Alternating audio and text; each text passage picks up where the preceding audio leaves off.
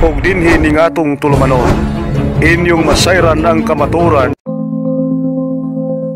kay sa kamaturan.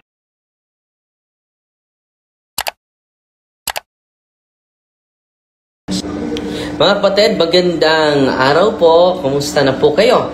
At sana po ay nasa mabuting kalagayan po kayo. At kasama ko ngayon si Brother Mac George, taga San Miguel, Bohol, no? San Miguel. And then, matagal na po. Mga 18 years na po yung kanyang pagka-antingero. At ngayon, isalay-sayin niya sa inyo. Magbisaya lang siya.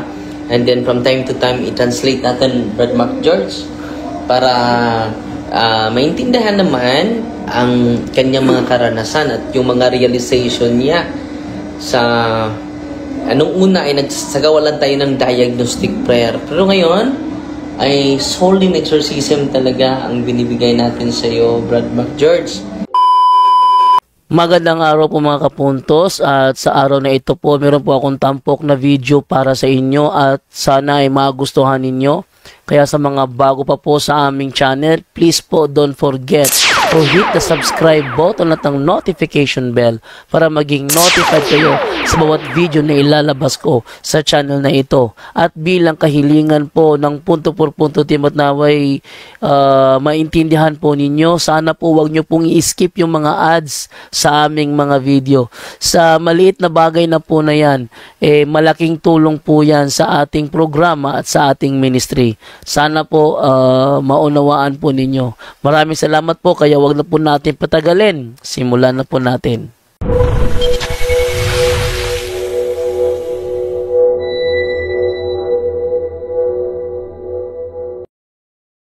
So, kumusta ka na, Brad Mac George?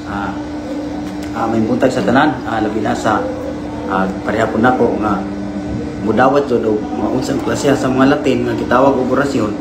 Mga igsuon ang sa musir sa ko sa ako ang parte di lang kay usa ra ka orasyon ang akong ipangdawat gyud, mga upat na kalibrito nga akong ipangtun-an. Hindi lang isa yung orasyon mo, apat kalibrito yung inaaral niya. Patuloy, bro. Ako isa-isay nga sa una nga librito nga akong gidawat mo to mga San Miguel Pang-away, Sator nga kundiin konektado sa mugako na to nimo ang mahitabo sa unahan, mas imo madetect pagpanambal o orasyon daw sa kanang naasa mga unsa ka mga pangpang mga kuan nga dili ka hilabtan sa mga engkanto. So apat po yung unang orasyon mo ay di mo, no? So unang orasyon niya, mga kapatid, na hindi siya gagaliwin sa mga engkanto. Pangalawa, hindi tabla ng bala. Hindi ano ng bala. Pangatlo, Mga San Miguel Pang-away. yung pangatlong orasyon, Mga Pang-away San Miguel.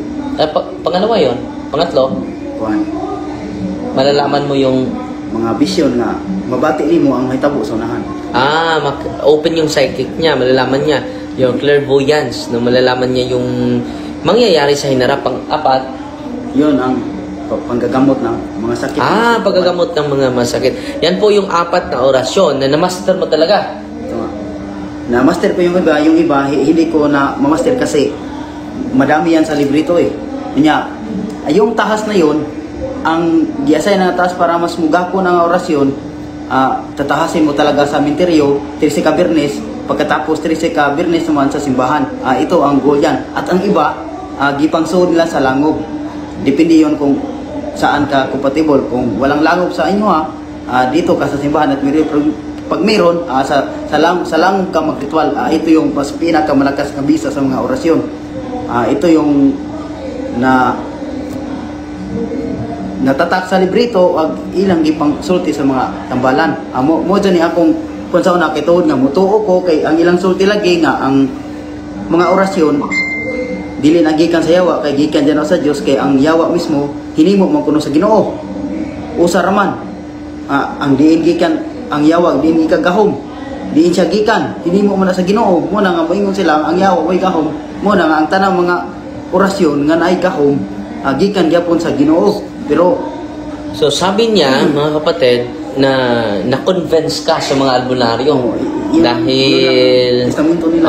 hindi lahat ng kapangyarihan galing sa Diyos dahil walang kapangyarihan ng demonyo. So therefore, lahat ng orasyon niya galing sa Diyos.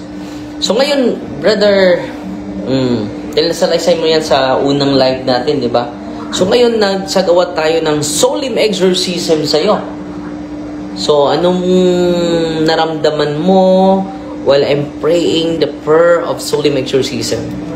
Sa naibati doon ako mga igsoon, makaingon ta nga ang kini mga orasyon di ay dili niya iyas ginuutanan kay sa una bati nidahan ko nanginit tong tanang lawas labi na sa pag-abot sa holy water unya ang katupong kauban nato nga nagkupot sa mong libro nga naa po sa orasyon sa una mas nabati po nako ug unsay ang kaagi. Bago. Bago yun. No. Bago yun. Dahil nag-surrender din siya ngayon. Bago pa lang siya nag-surrender. Oo. Hindi pa siya nasulim. Hindi pa siya nagsagawa ng solemn renouncement. Dahil military siya dati. So, bibisita lang siya dito sa atin. Nabati yun ako may suon. Nga tungod sa mga orasyon nga ako nang ipang kuptan sana gani katulog ko nakatahas og misteryo. O tanan nakita yun ako nga naa joy espiritu.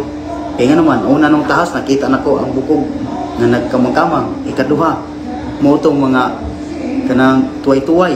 O say tawag sa Tagalog, ano pa din? Pero nasalaysay mo na yan nung una. Pero ngayon, bro, yung naramdaman mo lang during solemn exorcism. Naramdaman ngayon. Yung experience mo. Nanginginit yung buong katawan ko. Pagkatapos, yung kasama namin, ipagawas ganito, kay wa pa to sila masulim, kay nabati nga nidahan noon ang bisita lang yun. Yung bisita natin, mas nidahan noon ng gibati. Kaya tungod nga, naman na sa vision po sa orasyon, kunya, mas-sense mo. Na-sense ko talaga. Pagkatapos noon, sing solim, naramdaman ko nga, yung init ng katawan ko, lumalabas hanggat nga lumalabas yung init. Lumalabas labi. Pero yung mukha mo kanina nagpingit, init na to pa din. At yung kamay mo gumagalaw yung mga kamay mo. Mas kain nagurog pus kainit. Dalang dahom nga ni gawas siya nga kanang ni bati ko kanin. So lumabas yung init sa katawan mo. Pero para paglabas yun, nabati doon ako nga, anong gibati ko uhaw ato? Gibati ko uhaw. Uhaw yun. Ito nga, gipainom ko atong holy water ba ito? Holy and exercise water. Naulian. Antod nga, ninidot nagpaminaw sa lawas. Grabe yung uhaw mo. No, while tubig nga, uhaw. Uhaw yun. Itong, pag gipainom ko ito, naulian nato nga nindot na kabantay ka na uhaw kayo nga gikan na grabe yung uhaw mo. Oo nga niyo kagtubig ka na naulian ka yung gibate. Ingana mo nabate karon na ano yung uhaw mo na nawala. Pero so during exorcism mga kapatid, sabi niya grabe yung init sa kanyang katawan. Pwede ma-describe mo, bro, yung init sa katawan mo? Yung init, kamantay ka ng ang imong tibok lawas gihumula o mantika ka nagbukal. Nagbukal? Pero nag-aalab talaga. Parang makatinga kay way init sa gawas, nasa suod. So, yung grabing init, mga kapatid, ay nandito sa loob sa katawan niya. Para daw mantika na, anong Tagalog ng bukal? Pinabukal yung ito naman ko talaga. Yung mantika na pinabukal. Yeah. Parang mas nidahan. Grabe yung init. Parang mas nidahan. Nagiba yung mukha mo kanina eh. Ganun. At yung mata niya ay pumikit na talaga. Init akala ko sisigaw na siya kanina. Hindi pa bro, malapit na. Para yung naramdaman ko, nihanyo ko ato nga kanang usa nga kauban nato ang bisita pagaw sa sana kay nag-observe. Okay, naapa na labaw pa nakaingon ko nga labaw pa nang saanaw kay nabati yun yung orasyon. Mas tidahan yun. Manya siya nagsulti nga nasa sator nga kanang sator nga orasyon sa duha ka pagi kanang sator nga pang-away mo ng orasyon nga grabe na. Grabe mo na panghayrang ka orasyon na siya pader. Nga kung magkamao ka sa tahas ana sa mintilyo Hindi ka matabla ng bala. Di lang kay tatabla ng bala, pati panggagamot yan. Naana. Kay naana sa librito nga kanang ako pong ipangtunan sa So may bumisita sa atin na military mga kapatid, and then meron pala silang orasyon, and then ma-sense pala yan ng mga occult. And then ang ginawa natin sa kanya kanina ay nagsolim tayo, at isa sa mga highlight sa solim natin sa kanya, kunin mo yung closing the chakra points, yung blue. Ito yung prayer na pinipray natin sa kanya. Ito yung isa sa mga pinipray natin. Then sabi niya kanina na makasense siya, malalaman niya yung kasalanan ng mga tao. Yan yung ano niya. Yun ang experience niya mga kapatid. Masense talaga niya yung mga kasalanan mo, yung mga karanasan mo na negative, masense niya, malalaman niya. No? Dahil open pa yung psychic niya. Pero ngayon, pinarenounce natin siya straight po for 7 days. Ilang araw na? Nag-renounce ka? 7 days na ba? Abot na anak. 7 days na? Ipangat to naman rin. Tilipiran nila sa iyo. Hindi, renouncement yung binibigay ko sa'yo. So, palagi. So, 7 days na po, higit na sa 7 days. Ito yung prayer closing the chakra points, may 30 chakra point. At sa karanasan ko bilang exorcist, grabe talaga ito. Malaking tulong po ito sa mga katulad niya na open yung psychic. At akala mo, it is a gift from God. Pero hindi pala. So, ito yung prayer na pinipray natin. Ito po ay supplication to the Almighty to close the mental, emotional, and spiritual entry chakra points. Ang term natin ginamit is chakra points. Nandito po ito sa aklat ni Father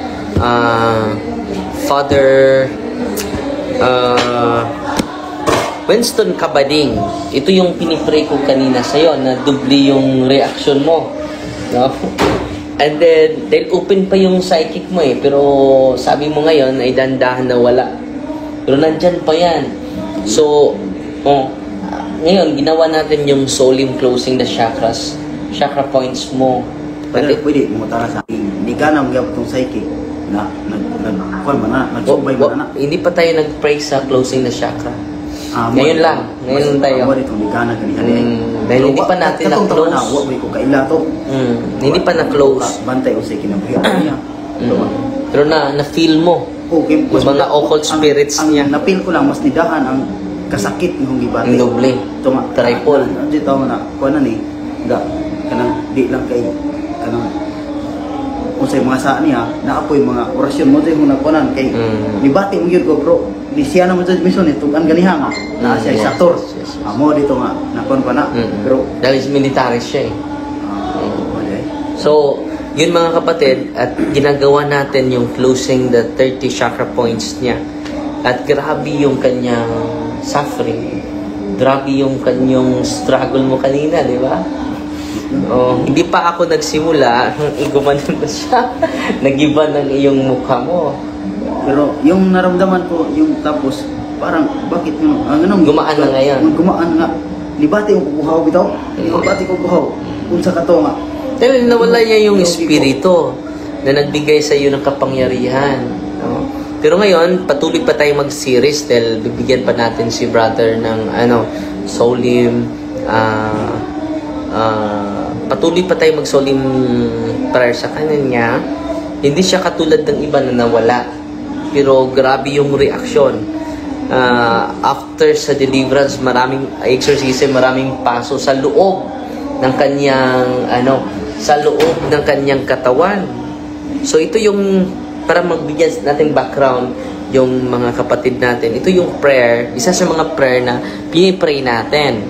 Itong closing the chakra points by Father Winston Kabading. Ito yung intention o wisdom ng simbahan. The prayer to be used addresses the Almighty God to seal once more the spiritual openings in man to protect the person from further direct spiritual molestation of the ancient serpent. So, kailan siya molested mga kapatid? Sa kaaway natin bro, dahil open pa yung psychic mo. And then, yun ang magdulot ng disturbance sa'yo. Wala kang peace of mind. No? So, yan. At ito yung... Pero, alam nyo, sa sharing ni bro, na malaki na yung hindi na na iba na. Pero ngayon, first time lang, nagsagawa tayo ng closing the chakra points, the 30 chakra points ni kapatid na MacJord. Pero hingal na hingal siya kanina. Nahirapan. Di ba? Nahirapan ka kanina maghinga, di ba? Oh, kakapoy yung pagod niya kanina, nakikita natin. So ito po, no, grabe yung prayer ng simbahan. After the prayer of supplication, the exorcism of the evil spirits that guard the openings. I-exercise natin bro yung mga nakagwardya sa mga openings mo. May 30 chakra points ang bawat parte natin. Kung may mga demonyo sa mga chakra points na nakaguard, nakabantay, ito po, no? Exorcism of the evil spirit that guards the openings, preventing them from closing. Dahil gusto nila, so doon nag-react bro, dahil hindi nila gusto na ma-close, no?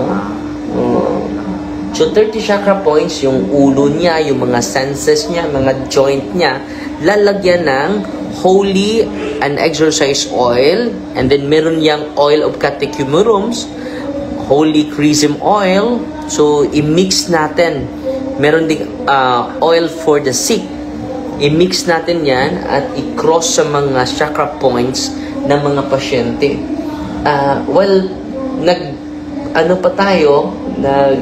Nag-prepare pa tayo, nag-react ka na. Grabe yung, hindi na ma-describe yung mukha mo kanina, bro. Kasi, nadukang ko itong nagunit sa libro nga, nabati na po na ako. Yung bisita natin. Yung bisita natin. Na-sense mo. Nasintandaan mo itong... Hindi pa siya naka-renounce. Pinaprocess na natin siya, bro. So, dito mga kapatid, bakit niya na-sense yun? Dahil meron pang mga demonyo na naka-guard sa chakra points mo. So, ito ang first time nagsagawa tayo ng solim. So, nung una, hindi tayo nag-solim nun. Nagsagawa pa tayo ng diagnostic prayer. Sa diagnostic prayer, grabe na yung reaction niya. Grabe yung paso mo sa loob ng kanyang, sa loob pa ng kanyang katawan. So, ito yung intention, ito yung objective sa closing the chakra points. Katulad ng kapatid natin, alam niya na albularyo yung tao, di ba? Malalaman mo kahit hindi kayo kilala.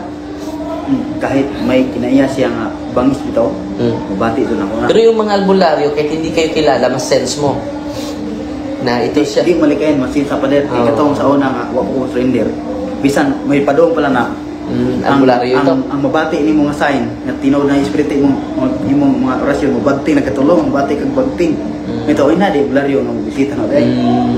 Nalalaman pero ordinary yung tao, di ka kabati. Walang bagting. Labi na ka ng mga tao bitaw nga nagatiman sila mga sala bitaw kasi umpisal nga na. Kahit di mo hindi mangumpisal. Pero bisag umpisal pa din basta kana bitaw mortal sins iyang gimo. Wa siya masulim renounce nga na. Bati gyapon nga pili gyapon. Na sense mo. Masins gyapon na usay karasan na niya.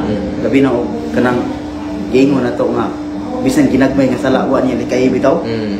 Na-sense mo din. Masins, mabati so, ko nga din. Yun mga kapatid, mas-sense niya yung mga venial sins, pati lalo-lalo na yung mortal sins. Masamot na.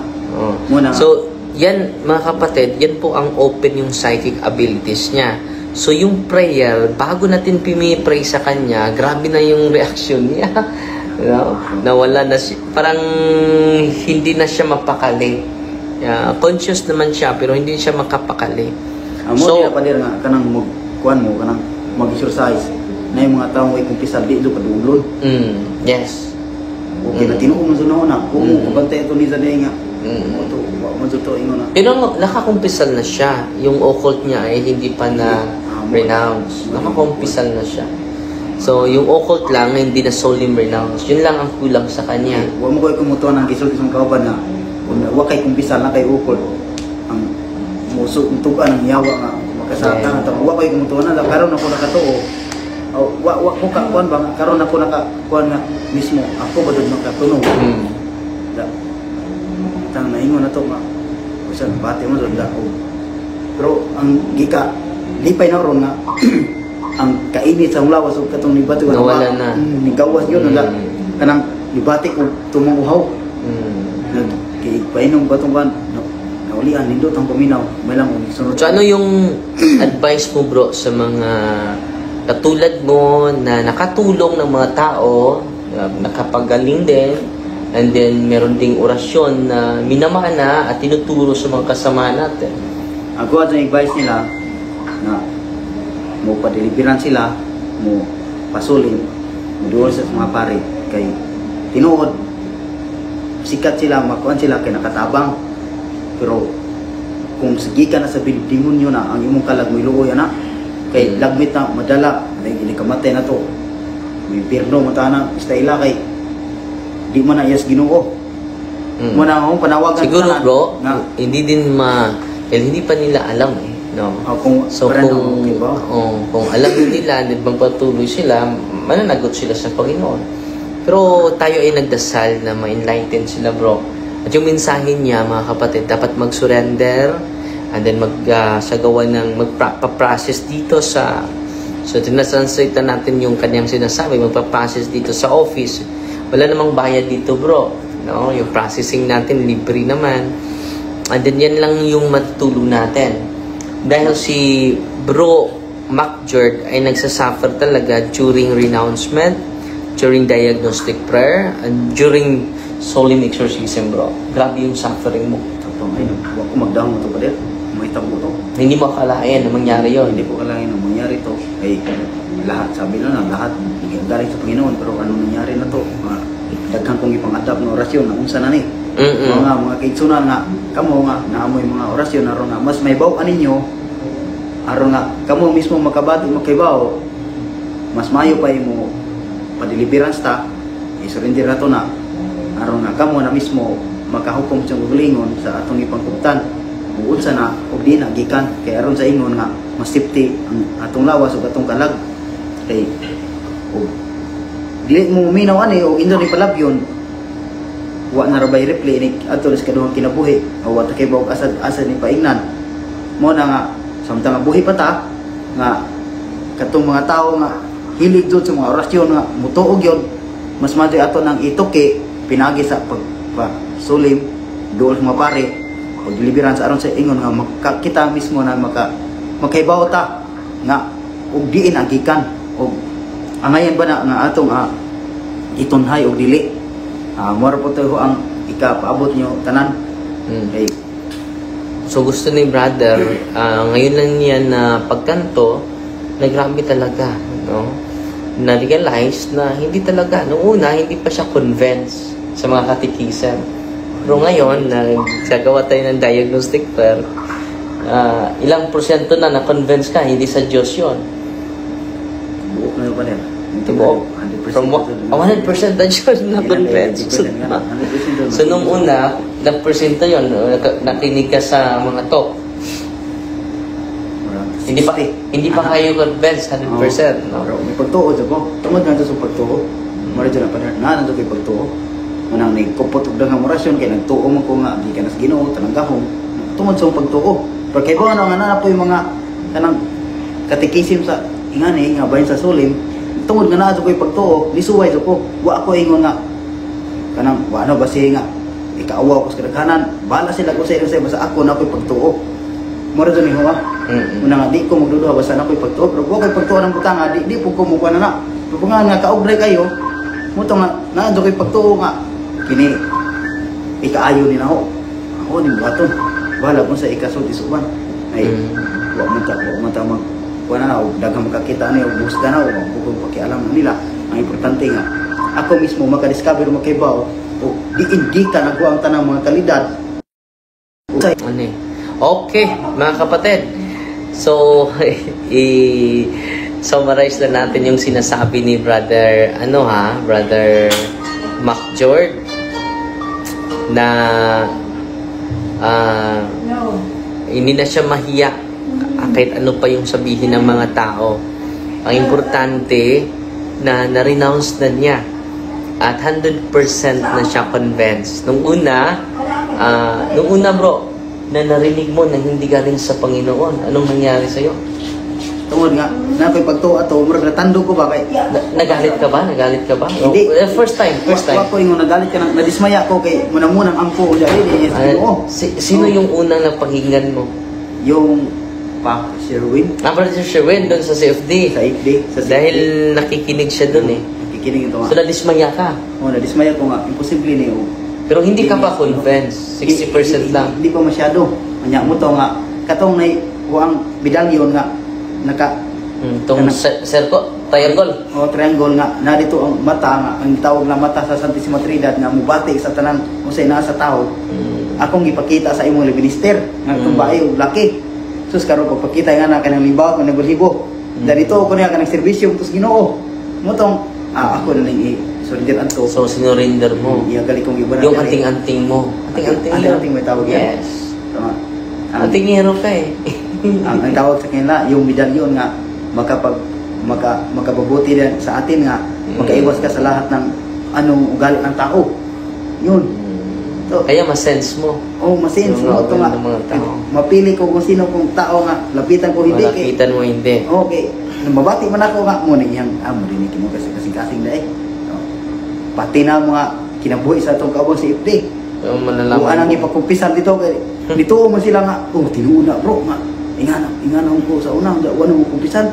To parang nakapagbit maingon na to nga nakahatag si kaiwan pero hindi galing sa Diyos. Yung gahong hindi para galing kay nganong pagdiliberan pag-abot ng dire nanginit og taman aircon itong lugar mga kapatid pero ngayon hindi ka na nanginginit kaya nabati na ko pader nga sa naulian ko kuan kanang nindot tong paminas mong lawas na ibati sa bubuhaw. And then ngayon kanina mabigat ba yung pakiramdam mo magaan kanina before exorcism? Mabigat kasi nabati na ko nako nga daghan ng mga tao nga nabot dire nga kanang nagtunay sa mong sala bitaw. Nabati na ko nga wa jud sila ingon nga naginusol mong gali pero maingon to ilang ginusol tapawra. Naginusol sila kay hadlok sila ihog sa impierno. Parang makitong totoo eh. Pagdating dito anak pa nga na pero makaingon mo nga mo po yung makaangin sa pagpakasala na kay judge na ka. Maka-judge naman ka. Ito nga. Pero dahil nakikinig siya kanina dun sa labas, no? Sa katikisan. Kung pareha pa ko sa uban nga, magkabawi nga na, ang uban kay panapi baya. Ako di lang ko kay, kanang nakaibaw man ko nga, diin gikan sa Ginoo ning goma, ako ning ampingan. Huwag ko magdahon day na galing sa demonyo. Demonyo pala to. Dahil nag-react ka eh. No? Pati ako nag-react. Makaingon na usahay nga, sa katong una nga, mura nung parinti sa yawa ani, tinulang pa din. Kato lang, dito sa inyo na, katong kauban nimo nga ang gisay-sayang nga mo nang tawanan, ingon na tinuna bro, muna yung kinaya.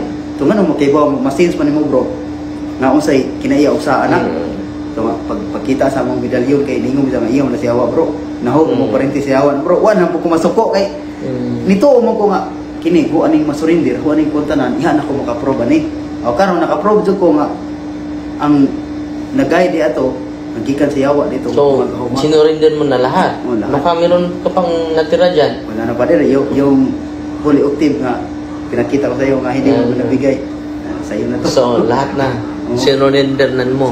Pero sa wa po sa bago na tong surrender sa pa ko gagisuling baya ang naitabo baya nako kay daghan ko mga damgo. Ambot nga nung pagkadamguhon ko mga patay, mga binteryo, mga nagkutkut ko mga patay. Yun ang mga orasyon mo, galing dun eh. So, patuloy pa tayong magsama sa iyo bro until hindi ka na mapaso sa prayer of exorcism. Hindi yung katapusan, Father? Hindi pa, nagsimula pa tayo. No? Hanggang hindi ka na mag-react. Okay? And then, sa sunod na araw, bibigyan ka ng process of disappropriation. So, wala ko ikaw, Father. Wala na. Si Kristo na yung higit pa sa kapangyarihan na inaasam mo, yung kapangyarihan na galing ni Kristo. ng Diyos, no? So, wala mang kapantay sa Panginoon eh. Minsan ay yung attachment, kaya nga ibibigyan ka ng process of disapprobation. So, maraming salamat, Brother Mac Jord, at sa inyong lahat. Sinishare lang ni Mac Jord yung first solemn exorcism niya. At bibigyan pa natin siya ng additional na processing. Nagsimula pa tayo sa kanya, pero malaki na yung improvement mo compare sa iba. So, dahil lalo-lalo na kapag 100% na yung detachment mo sa mga occult power. Okay? Maraming salamat po at Fighting Maria Tatax FD with a humble heart. God bless mga kapatid. Ug inyo nang nabati ang mga kamatuoran dinhi ning atong tulumanon. Kay sabay kamatuoran. Ako lang hinaot nga daghang kamog nakatunan. Daghang salamat.